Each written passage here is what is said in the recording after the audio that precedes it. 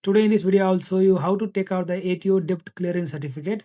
So if your agent is asking for the ATO debt clearance certificate or balance statement from ATO, whether it's for the visa or any other purposes, then this video is for you. So for that, go to the MyGov first, then go to the ATO. You have to link this service for that, and then go to the accounts, tax accounts. Then here are two files. So just open this income tax. Then here you can see the debt clearance certificate showing how much money you have to pay them. So if it's zero, then it's good.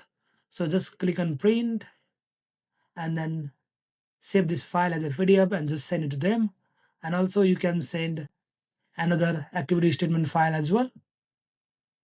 Just print it and then you can send to them. So this is how you can get the ATO debt clearance certificate and just send to the agent. If you have any doubt, then please let me know in the comment section. I'll get back to you. And thank you for watching the video. I'll see you in another video. And don't forget to subscribe my channel. Thank you.